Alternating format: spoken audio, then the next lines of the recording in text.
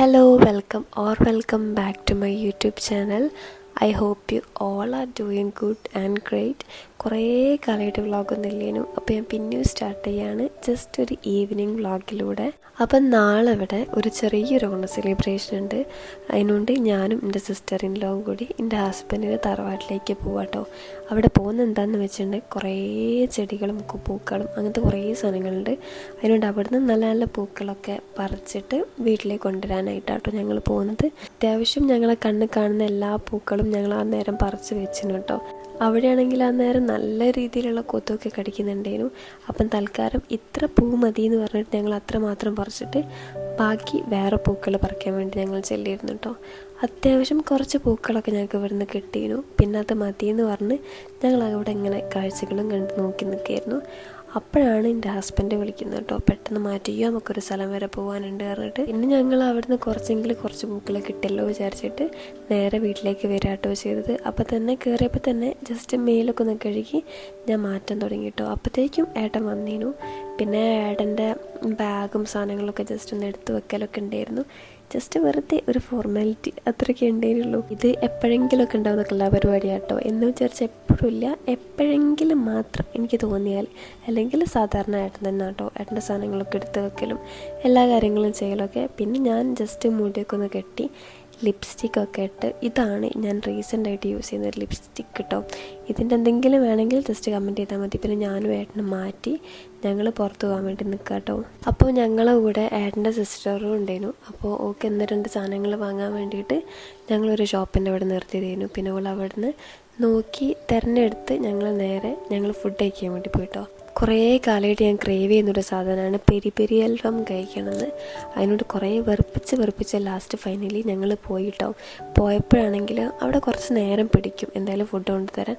അപ്പോൾ അത്രയും നേരം ഏട്ടൻ്റെ പ്ലേറ്റ് മെർക്കൽ ഷൂ ഒക്കെ കണ്ട് ഞങ്ങൾ അവിടെ ഇരിക്കാറുണ്ട്. പിന്നെ ഫൈനലി ഫുഡ് വന്ന് ആ കാണാനുള്ള ലുക്കേ ഉണ്ടായിരുന്നുള്ളൂ. പക്ഷെ ഭയങ്കര എരിയായിരുന്നു കേട്ടോ. ഭയങ്കര എരിവ് പറയുകയാണെങ്കിൽ വായിൽ വെക്കാൻ പറ്റില്ല, അത്രയും എരിവായിരുന്നു. എൻ്റെ കൈ ഉണ്ടെന്ന് തന്നെ മനസ്സിലാവും, ഇത്രയധികം മസാല ഉണ്ടായിരുന്നു. നല്ല രീതിയിലുള്ള എരിവ് ഉണ്ടായിരുന്നു കേട്ടോ.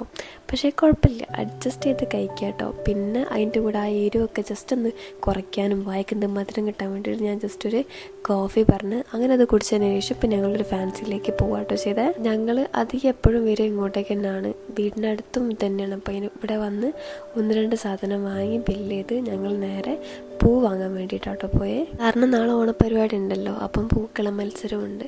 അതിന് ഞങ്ങൾ അത്യാവശ്യം പൂക്കളൊക്കെ നല്ലോണം വാങ്ങാണ്ടേനു. അതിനുകൊണ്ട് കുറേയൊക്കെ വാങ്ങി. അതിലില്ലാത്ത പൂവൊക്കെ പിന്നെ വേറൊരു സ്ഥലത്ത് നിന്ന് വാങ്ങാമെന്ന് വിചാരിച്ചിട്ട് അവിടെയും പോയി അവിടുന്ന് കുറച്ച് പൂക്കളൊക്കെ വാങ്ങിയിട്ടോ. ഭയങ്കര വിലയേനു എല്ലാ പൂക്കൾക്കും. പിന്നെ തൽക്കാലം അത്രയെങ്കിൽ അത്ര മതി പറഞ്ഞിട്ട് ഞങ്ങൾ നേരെ വീട്ടിലേക്ക് പോകാട്ടോ ചെയ്തേ.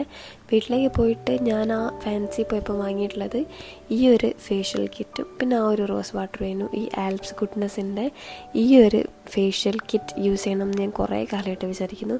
ഫൈനലി ഇപ്പോഴാട്ടോ എനിക്കിങ്ങനെ പറ്റും. പിന്നെ നാളത്തെ പ്രോഗ്രാമിന് സാരി ഇടാമെന്ന് വിചാരിച്ച് നോക്കുമ്പോൾ എൻ്റെ ബ്ലൗസൊക്കെ നല്ല രീതിയിൽ ടൈറ്റാക്കി കിടക്കുന്നത്. അപ്പം അതിൻ്റെ ജസ്റ്റ് ഹാൻഡും പിന്നെ ആ ഒരു ചെസ്റ്റ് പോർഷനിൽ കുറച്ച് ഭാഗവും ജസ്റ്റ് ഒന്നെനിക്ക് നൂലൂരാനുണ്ടായിരുന്നു. അപ്പോൾ ഞാൻ ഊരിയിട്ട് നോക്കുക കേട്ടോ.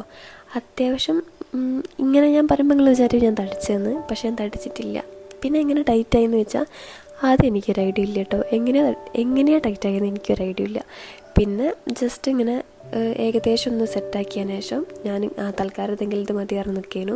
പിന്നെ വീട്ടിലും അന്നേരം ഞങ്ങൾ മാത്രമേ ഉണ്ടായിരുന്നുള്ളൂ കേട്ടോ. ഞങ്ങൾ 3-4 ആൾക്കാർ മാത്രമേ ഉണ്ടായിരുന്നുള്ളൂ.